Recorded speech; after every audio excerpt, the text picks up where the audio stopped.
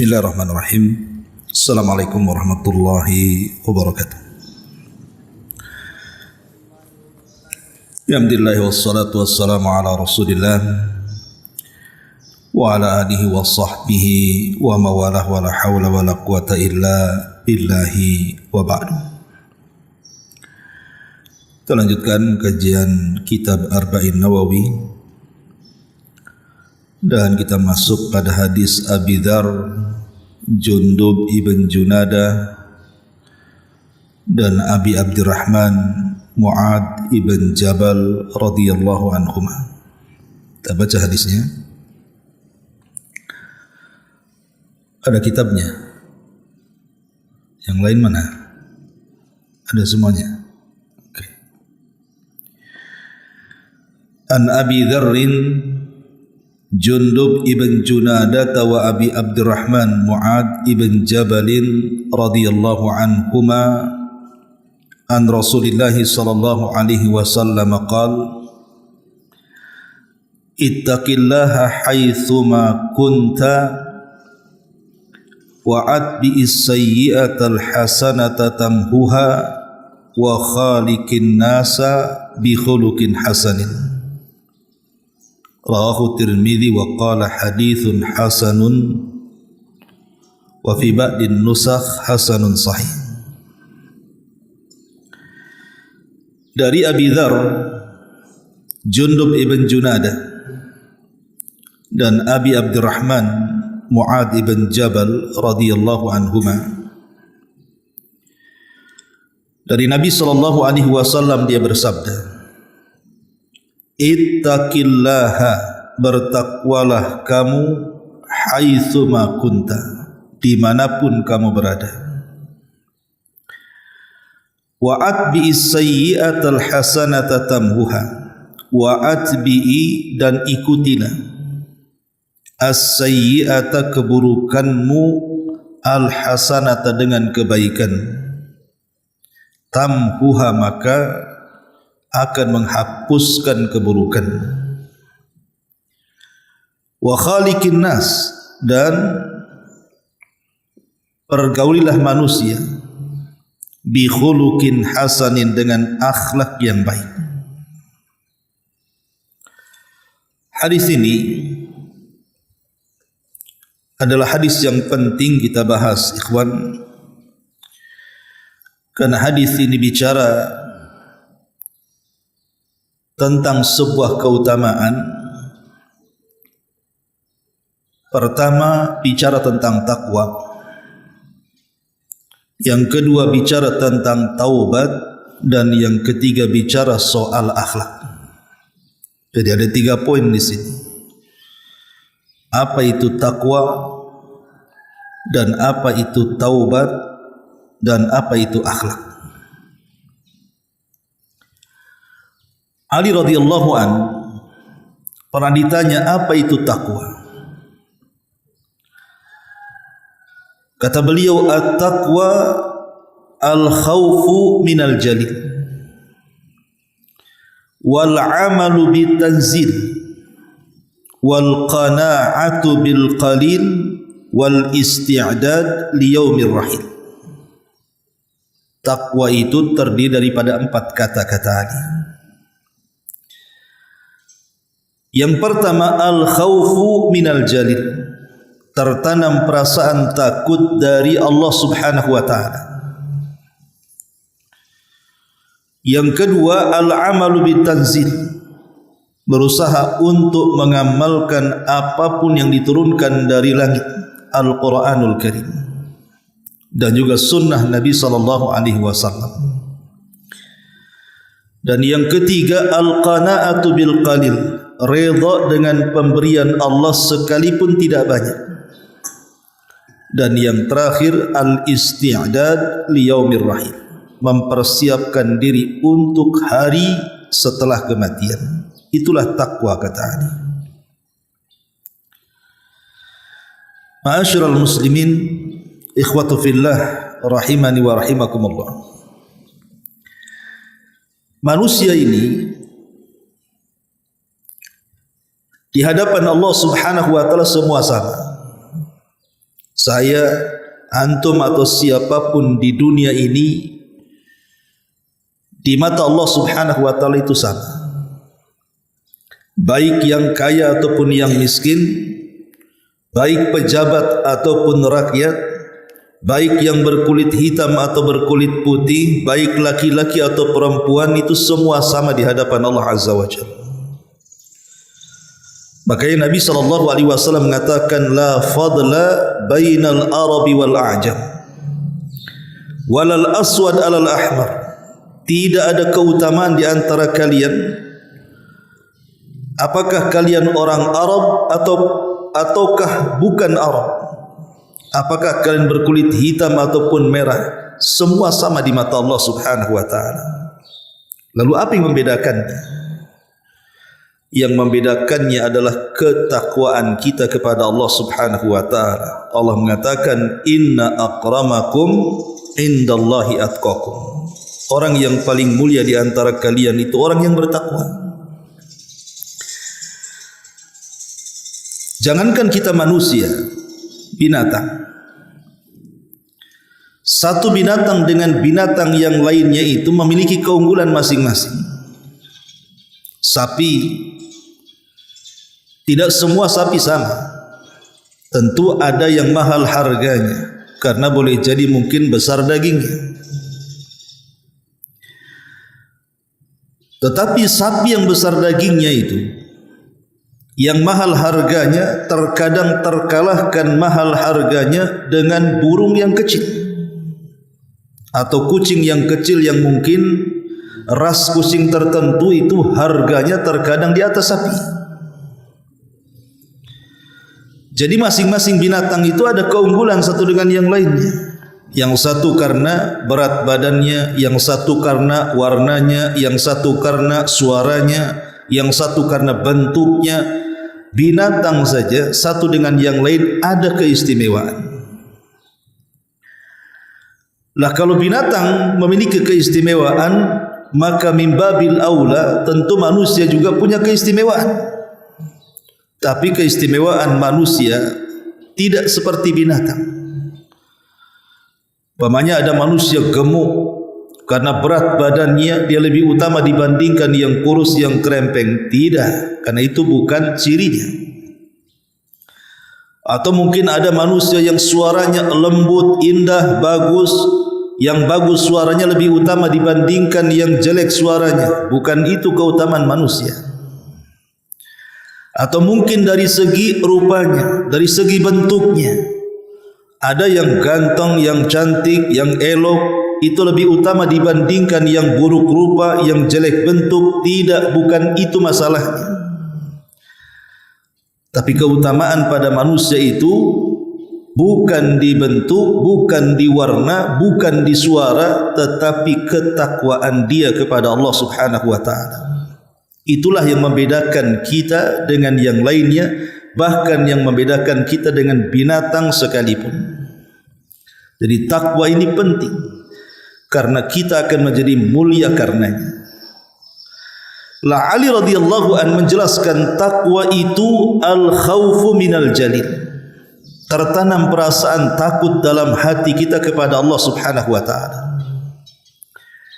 Ketika orang bermaksiat kepada Allah Azza wa Jalla, dia tidak jadi maksiat karena takut kepada Allah. Orang mau berjudi tak jadi judi karena takut. Orang mau berzinah tak jadi berzinah karena takut. Orang yang mau mencuri tidak jadi mencuri karena takut. Dan begitu seterusnya. Jadi takwa itu artinya menjauh daripada larangan Allah karena takut kepada Allah Subhanahu wa taala. Ini yang pertama. Bahkan takut itu bukan hanya sekedar maksiat saja. Orang yang berzinah dia takut, orang yang minum khamar dia takut, orang yang berjudi dia takut. Tapi rasa takut kepada Allah itu bukan sekedar itu. Persoalannya artinya bukan sekedar maksiat saja, sampai harus ditanamkan kepada perkara ibadah. Takut kalau solat kita tidak diterima, takut kalau sedekah kita ditolak, takut kalau puasa kita tidak berpahala, takut kalau haji kita hanya lelah saja, dan begitu seterusnya. Jadi takut itu universal, sifatnya mencakup segalanya. Yang kedua, wal amalu bitanzil, beramal dengan yang diturunkan Allah, maksudnya Al-Quran, beramal dengan isi Al-Quran. Para ulama mengatakan fahmul hudud khairun min fahmil huruf. Memahami batasan-batasan dalam Al-Quran, ini perintah, ini larangan, ini yang dihalalkan, ini yang diharamkan, itu lebih baik dibandingkan hanya sekedar memahami bagaimana cara bacaan Quran, bagaimana cara tajwid Quran, bagaimana cara tahsin Quran, bagaimana cara mengucapkan makharijul huruf Quran. Kita katakan penting mempelajari tahsin itu, tetapi lebih penting lagi adalah mempelajari isi kandungan daripada Quran, karena itu tujuan Quran diturunkan. Kemudian juga ada yang kedua selain Quran, hadis Nabi SAW itu juga datang dari Allah. Makanya Allah mengatakan wa ma yantiqu anil hawa in huwa illa wahyun yuha.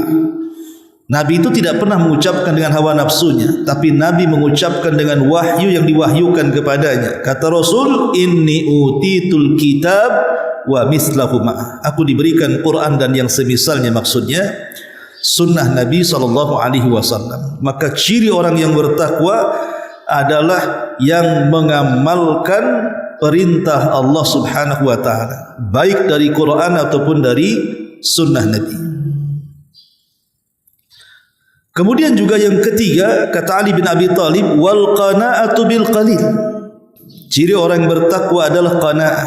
Qanaa'ah itu artinya redha, rela, ikhlas dengan apa yang Allah berikan kepada kita. Karena banyak di antara manusia, kalau diberikan melimpah ruah dari kekayaan, dia sangat bersyukur. Tapi kalau seandainya kekayaan itu dicabut oleh Allah Subhanahu wa taala, tidak bersyukur dia, tidak terima dengan takdir Allah Azza wa Jalla. Kenapa saya tidak kaya, kenapa si fulan kaya? Kenapa saya sakit terus, kenapa si fulan sehat? Kenapa anak saya nakal, kenapa anak si fulan bagus? Dan begitu seterusnya. Tidak menerima dengan takdir artinya tidak qanaah. Qanaah itu harus rela dengan yang sedikit.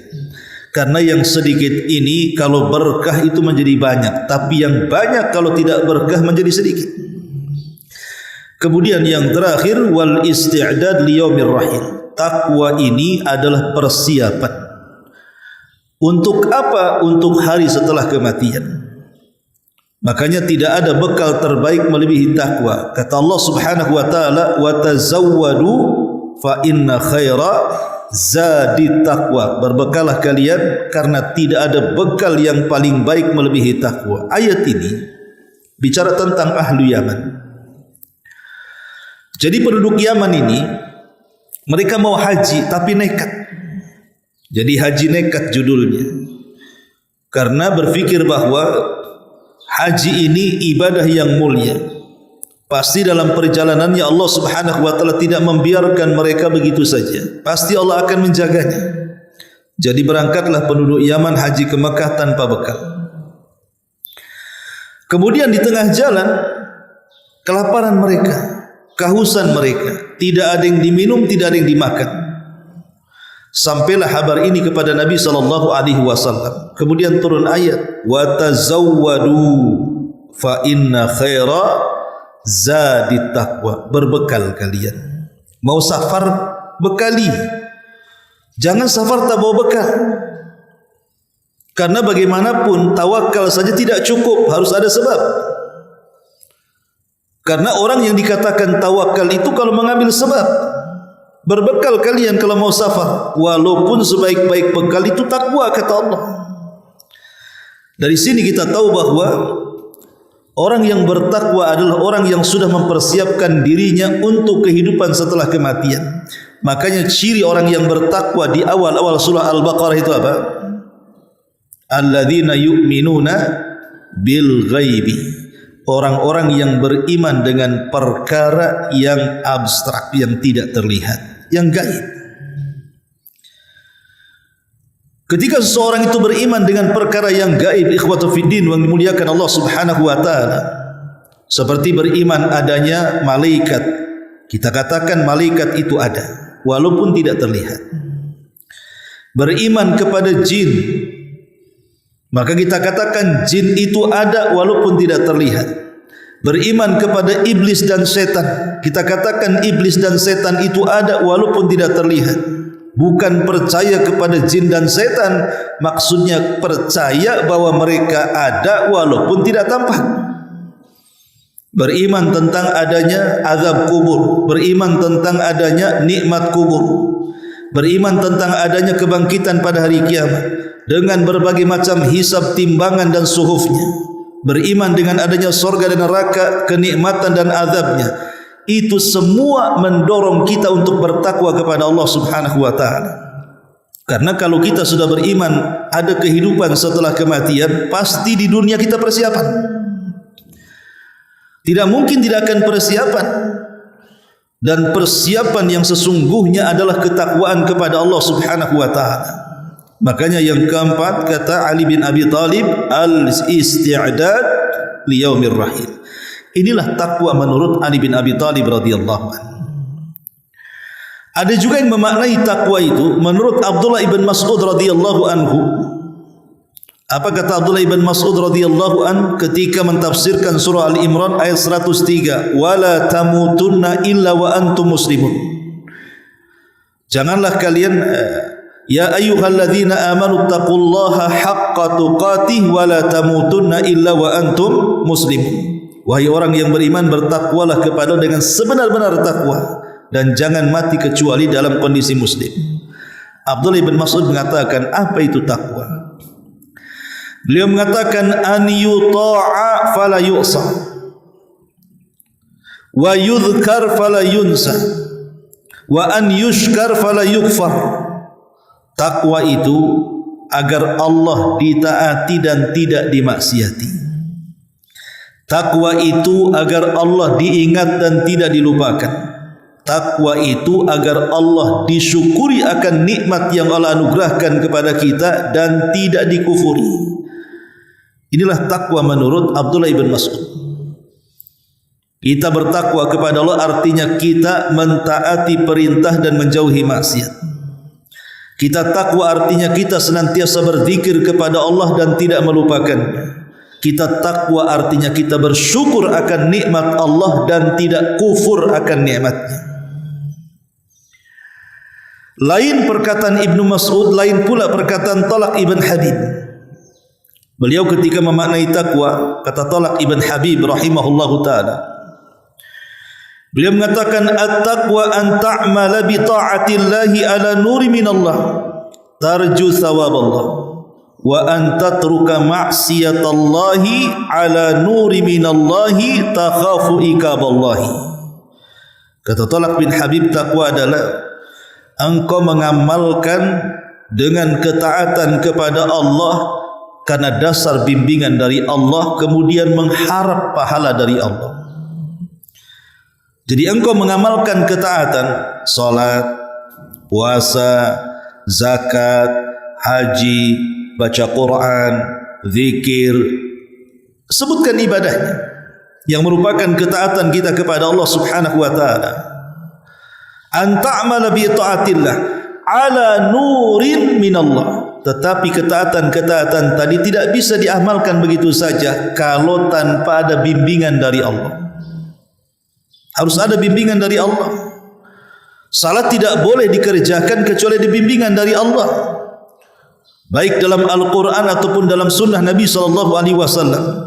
Sebab kalau ibadah tanpa bimbingan bisa sesat. Kemudian setelah mendapatkan bimbingan dari Allah dan Rasulnya, baru kita mengharap adanya pahala. Ataupun sebaliknya, engkau meninggalkan kemaksiatan kepada Allah karena bimbingan dari Allah. Itu semua dilakukan karena takut kepada Allah Subhanahu wa ta'ala. Itulah takwa.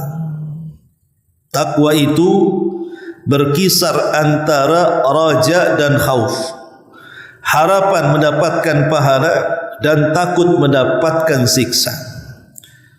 Ketika kita berharap dapat pahala, maka kita rajin beramal saleh, berusaha untuk mencari bimbingan dari Allah dan Rasulnya. Ketika kita takut dari dosa, kita meninggalkan maksiat kepada Allah pun mencari bimbingan dari Allah dan Rasulnya.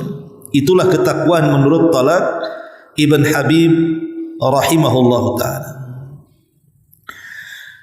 Abu Darda radhiyallahu anhu juga mengatakan, tamamut taqwa an yattaqiyallaha al-'abdu hatta yatayaqqanahu min mithqali dzarratin wa hatta yatruka ba'dha ma yara annahu halalun khasyata an yakuna haraman yakunu hijaban bainahu wa bainal haram fa inna Allah qad bayyana lil ibadi alladhi yasiruhum ilaihi. Faqala Allah azza wa jalla wa man ya'mal mithqala dzarratin khairan yarah wa man ya'mal mithqala dzarratin syarran yarah. Fala tahkiranna syai'an minal khairi an taf'alahu wa la syai'an minasy syarri an yattaqiyahu. Apa kata Abu Darda radhiyallahu anhu ketika bicara soal takwa? Dia mengatakan, tamamut taqwa, kesempurnaan takwa itu, an yattaqiyallah al-'abdu, seorang hamba takut kepada Allah, hatta yatayaqqanahu min mithqali dzarratin, sampai dia yakin sekecil apapun dari amal saleh pasti akan dilihat Allah. Wa hatta yatruka ba'dha ma yara annahu halal, ataupun dia meninggalkan sebagian yang dilihat itu perkara halal, takut kalau seandainya jatuh kepada yang haram. Ya, sebagai bentuk hijab, kata beliau, antara dia dan yang haram. Karena Allah subhanahu wa ta'ala sudah menjelaskan kepada hamba-hambanya, sebagaimana Allah mengatakan, barang siapa yang beramal walaupun sebiji zarah sebuah kebaikan pasti dilihat Allah. Barang siapa yang beramal walaupun sebiji zarah dari keburukan pasti dilihat Allah. Maka jangan remehkan sesuatu yang baik untuk dikerjakan, jangan pula meremehkan sesuatu yang buruk segera tinggalkan. Jadi Abu Darda radhiyallahu anhu ingin menjelaskan kepada kita bahwa takwa itu jangan pernah meremehkan amal sekecil apapun atau keburukan sekecil apapun. Jangan remehkan amal sekecil apapun. Boleh jadi yang kecil inilah yang membukakan sorga kepada kita. Dahulu ada seorang wanita, istri daripada Harun ar-Rasyid. Jadi salah satu istri Harun ar-Rasyid ini namanya Zubaidah. Zubaidah ini melaksanakan haji bersama suaminya Harun ar-Rasyid dari Basrah menuju Mekah di zaman itu. Mekah tidak seperti zaman sekarang, sulit untuk mencari air dan mendapatkannya, sehingga banyak jemaah haji yang kehausan. Bahkan sebagian mereka mati karena kehausan, karena tidak ada minuman yang diminum. Loh, sekarang sudah melimpah Zam-Zam di mana-mana. Jadi Zubaidah ini akhirnya mengeluh kepada suaminya dan mengatakan, wahai suamiku, aku kasihan dengan jemaah haji itu, mereka mati karena kehausan. Bagaimana kalau uang pribadiku kusumbangkan kepada mereka untuk membuat mata-mata air yang terbentang dari Mina sampai ke Arafah? Akhirnya suaminya mengizinkannya. Maka kemudian Zubaidah pun mulai menggali mata-mata air dengan biaya yang banyak. Akhirnya keluarlah mata-mata air yang terbentang dari Mina ke Arafah, sehingga jemaah haji tidak ada lagi yang mati kehausan. Mereka bisa minum dengan air-air itu. Makanya sejarah membuktikan kebaikan Zubaidah ini. Sampai hari ini orang-orang Arab menyebutnya Ainu Zubaidah, mata airnya Zubaidah. Sampai hari ini ada tuh mata air Zubaidah itu. Jadi sebelum wafatnya Zubaidah ini bermimpi berjumpa dengan Allah subhanahu wa ta'ala dan dipanggil. Tiba-tiba setelah dipanggil oleh Allah subhanahu wa ta'ala, dia pun dengan wajah yang sumringah senyum-senyum. Kemudian dikatakan kepada Zubaidah, ma fa'alallahu biki ya Zubaidah, apa yang Allah lakukan kepadamu wahai Zubaidah? Maka Zubaidah mengatakan, ghafara li rabbi, Rabbku sudah mengampuni dosa-dosaku.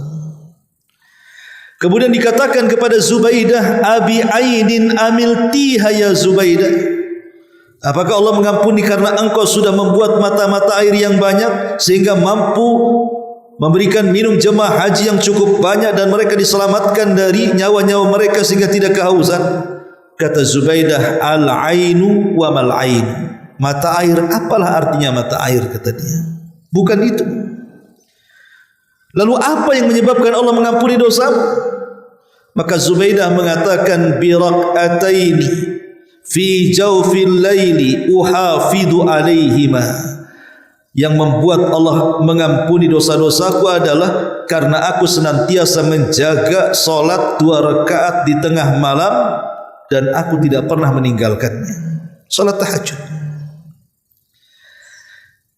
Kita lihat kisah ini, kita kira bahwa Zubaidah mendapatkan pintu ampunan itu karena sudah menginfakkan uang miliaran kalau hari ini, membangun mata-mata air sehingga memberi minum jemaah haji. Yang dahulu di zaman Bani Israel ada seorang wanita pelacur memberi minum anjing masuk surga karena keikhlasannya. Ini yang dikasih minum bukan anjing, tapi jemaah haji yang sedang ibadah. Tetapi buktinya bukan itu yang menjadikan Zubaidah diampuni dosanya, tapi amalan yang semua orang bisa melakukannya. Kalau infak triliunan, tidak semua orang bisa melakukannya. Hanya orang-orang kaya saja yang bisa melakukannya. Tapi kalau solat 2 rakaat, mau si miskin, mau si kaya, mau anak kecil, mau orang dewasa, mau laki-laki, mau perempuan, dia bisa melakukan solat 2 rakaat. Itu pula amalan yang kecil. Rupanya itu pula Zubaidah diampuni dosa-dosanya. Maka dari sini kata Abu Darda ketika bicara soal takwa, jangan remehkan kebaikan sekecil apapun, laksanakan. Sebagaimana jangan memandang keburukan sekecil apapun, tinggalkan. Itulah hakikat takwa. Lah takwa yang seperti ini kata Nabi SAW, ittaqillaha haitsu ma kunta. Maka tanamkan takwa yang seperti ini dimanapun kita berada. Takwa itu bukan hanya atribut, ikhwan, ya. Karena ada orang yang takwa itu memandang hanya sekadar atribut sudah dikatakan takwa. Kalau orang sudah pakai jubah, kalau orang sudah pakai gamis, kepalanya pakai sorban, kemudian juga yang akhwatnya sudah pakai jilbab, sudah pakai niqab, sudah pakai cadar, sudah pakai kaos kaki, dikatakan takwa. Nah juga. Tengok bulan Ramadan itu, rocker saja pakai jubah kan, artis saja pakai jilbab. Ya mungkin itu sedikit daripada alamat takwa, tapi itu bukan takwa. Takwa itu bukan dari pakaian lahiriah yang kita pakai. Pejabat saja banyak yang disumpah suruh bertakwa kan begitu, ketika dilantik. Tapi setelah dilantik korupsi pula dia. Jadi takwa itu bukan penampilan. Takwa itu letaknya di dada. Kata Nabi SAW, at-taqwa hahuna. Takwa loh di sini, kata Rasul. Takwa itu di hati. Orang kalau sudah masuk ketakwaan dalam hatinya, maka hati ini yang akan menggerakkan seluruh badannya. Ketika Allah perintahkan, maka dia laksanakan. Ketika Allah larang, maka dia tinggalkan. Ketika Allah haramkan, maka dia tinggalkan. Ketika Allah halalkan, maka dia nikmati. Itulah takwa. Jadi hati yang mendorong dia. Makanya ketika kita membahas ayat saum, ayat puasa dalam surah Al-Baqarah itu, ya ayyuhalladzina amanu kutiba alaikumus siyam kama kutiba alal ladzina min qablikum la'allakum tattaqun. Wahai orang-orang yang beriman, telah diwajibkan kepada kalian berpuasa sebagaimana puasa ini diwajibkan kepada umat sebelum kalian. Agar apa? Agar kalian lapar?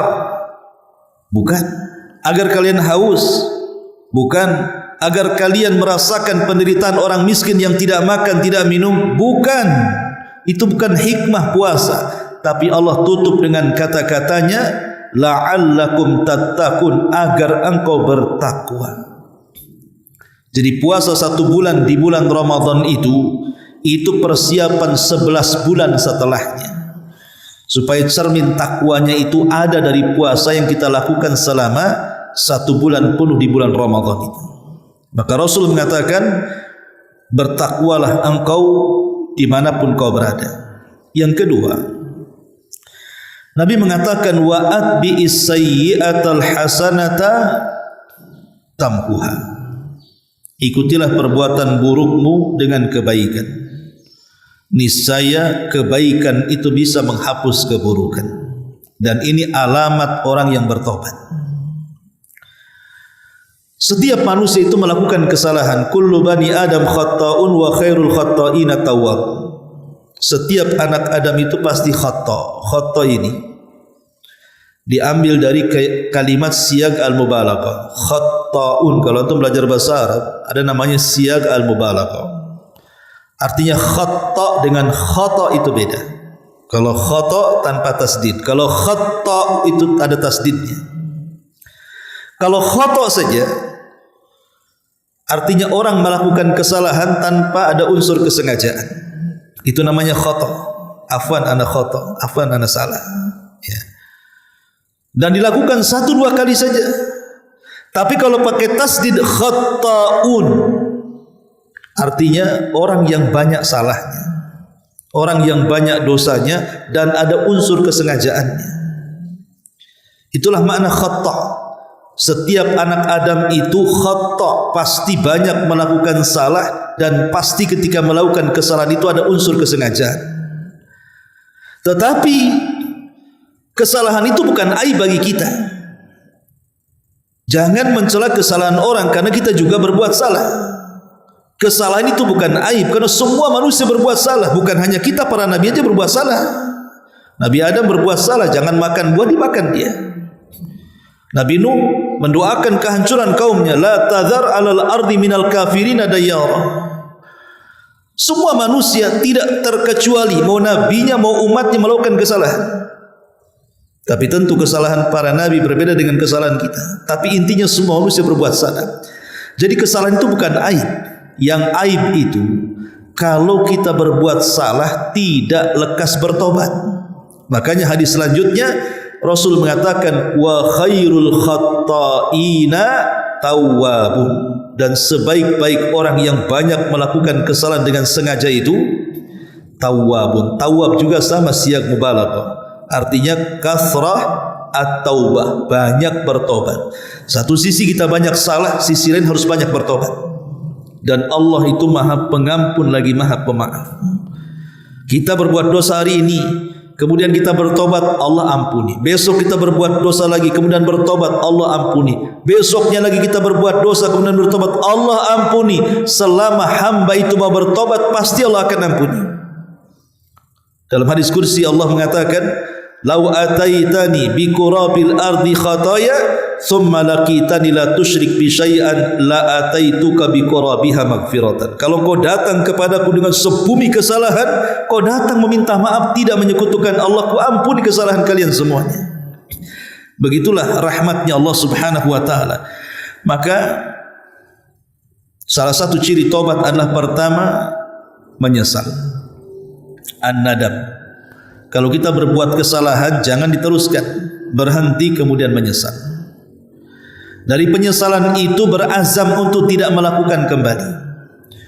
Dari berazam tidak melakukan kembali, ikutilah perbuatan buruk yang sudah kita kerjakan dengan kebaikan. Dengan itulah amalan kita akan menghapus dosa-dosa kita.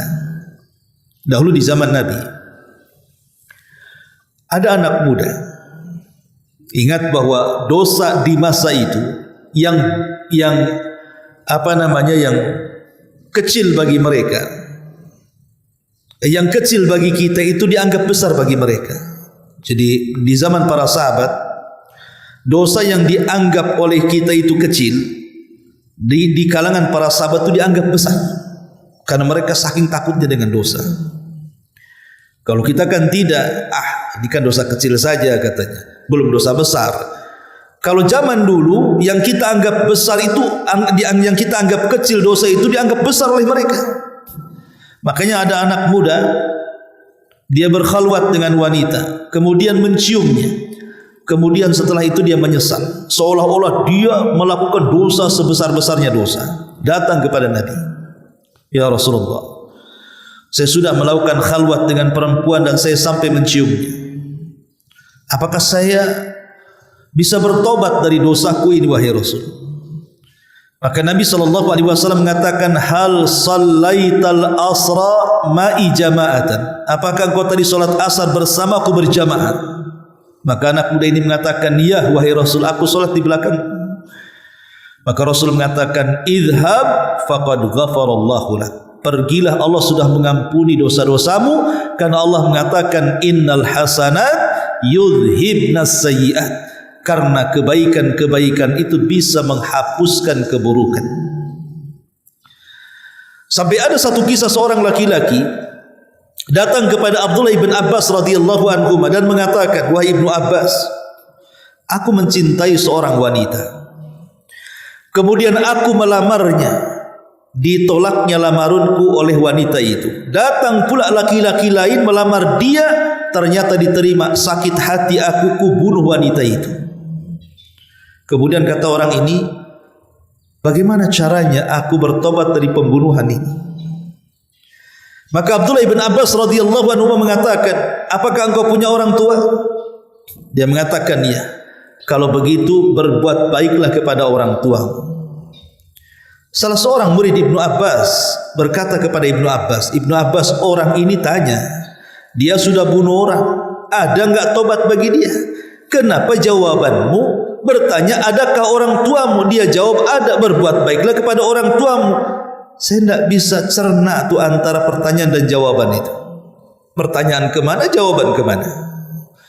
Maka Ibnu Abbas menjelaskan, maksud saya bertanya kepada dia tentang orang tuanya dan suruh berbuat baik, mudah-mudahan pahala berbuat baik dia kepada orang tua bisa menghapuskan dosa pembunuhannya. Karena Allah itu berfirman, innal hasanat yudhibnas sayyi'at, karena kebaikan itu bisa menghapus keburukan. Dan yang terakhir, di sini Nabi SAW mengatakan apa? Wa khaliqin nas bi khuluqin hasan.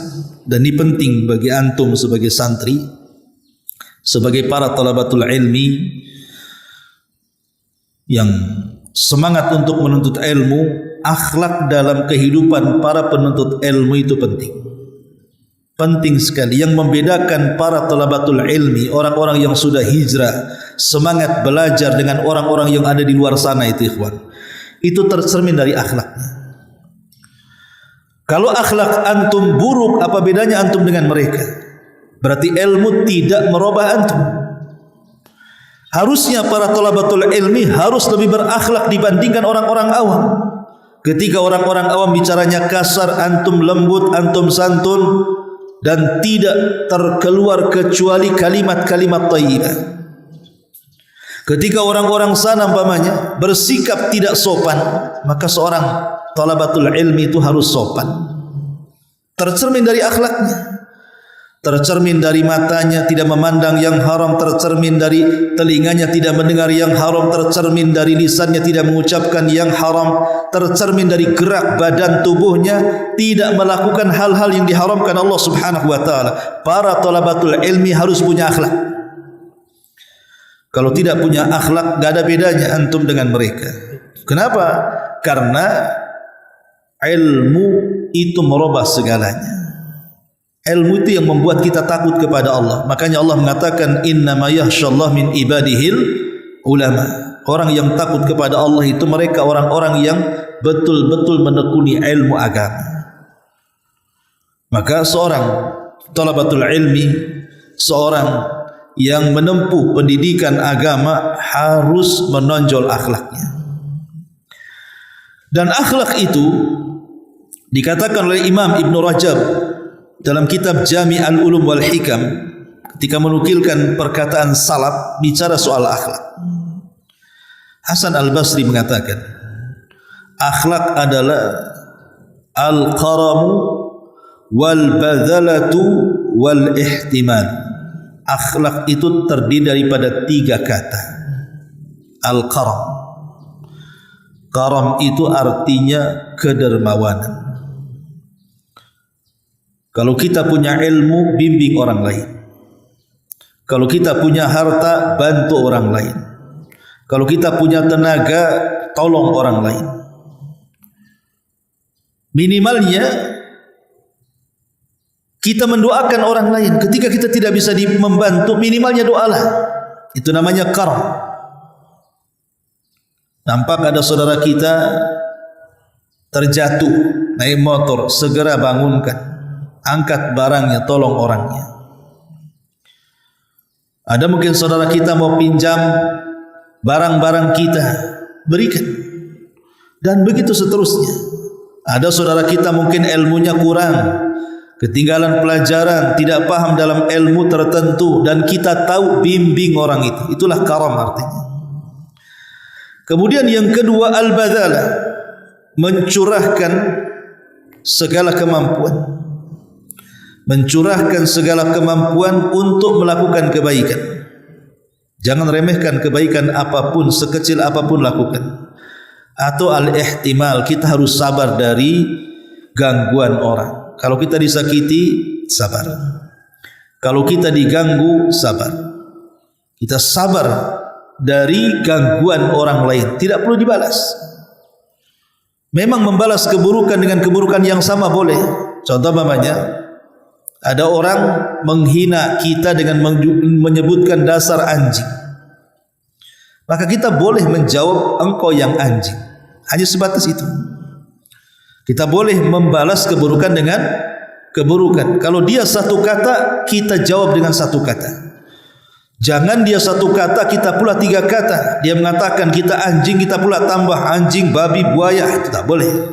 Itu sudah melebihi kapasitas, ya. Tetapi sebaik-baiknya kita tidak membalas. Kalaupun harus membalas, balas dengan yang sama. Tapi sebaik-baiknya adalah jangan membalas. Itu namanya ihtimal, sabar dari gangguan. Ini menurut Hasan Al-Basri. Lain perkataan Hasan Al-Basri, lain pula Abdullah ibn Mubarak. Dia mengatakan bastul wajhi, akhlak itu tercermin dari wajah. Wajahnya tukang senyum, tidak menakuti orang, tidak suka melotot, tidak suka emosi. Karena orang emosi itu kaca pun pecah kalau kita ngaca. Karena wajah kita jadi setan di situ. Makanya yang pertama tercermin dari wajah. Akhlak itu tercermin dari wajah. Kemudian yang kedua, badlul ma'ruf, mengerahkan segala daya dan upaya untuk melakukan kebaikan. Kemudian kaful adza, mencegah keburukan orang lain. Al-amru bil ma'ruf wan nahyu anil munkar. Ini juga akhlak, kata beliau. Ada juga mengatakan Ishaq ibn Rahawi, seorang ulama Syafi'i, dia menambahkan selain daripada bastul wajhi, akhlak itu tercermin dari wajah. Senyum, mengeluarkan kata-kata santun, tidak melotot, tidak mudah marah, dan begitu seterusnya. Beliau mengatakan Allah taghdab, jangan emosi, kendalikan emosi. Karena mengendalikan emosi itu bagian daripada akhlak. Karena biasanya kalau memperturutkan emosi, hilang akhlak. Karena orang emosi itu biasanya mengeluarkan kata-kata kotor. Mata aja mau keluar orang emosi itu, tangan aja mau nabok, kan gitu. Itu orang emosi, hilang akhlaknya ketika emosi. Itu menurut Ishaq ibn Rahawi rahimahullahu ta'ala. Bahkan sebagian ahlul ilmi meluaskannya, mengatakan husnul khuluq itu kadhmul ghairi, menahan amarah. Wa izharut talaqati wal bashashah, tampakkan kelembutan wajah. Wal afu aniz zalin, maafkan dari yang tergelincir.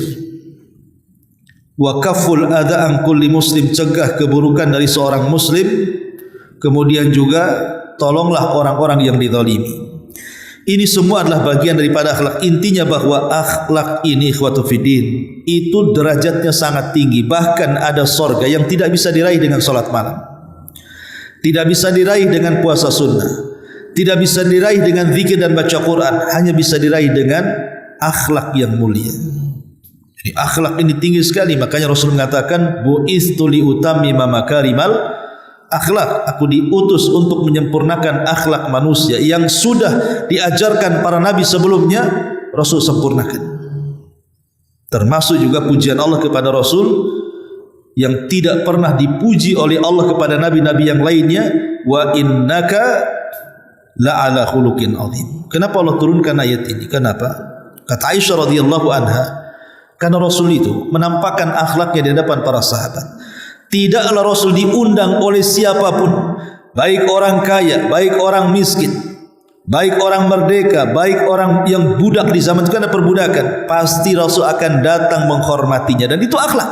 Dari sini turun ayat wa innaka la'ala khuluqin azim, engkau di atas akhlak yang luhur wahai Muhammad. Inilah di antara 3 nasihat Nabi sallallahu alaihi wasallam. Mudah-mudahan manfaatnya. Subhanaka wa bihamdika asyhadu an la ilaha illa anta astaghfiruka wa atubu ilaik.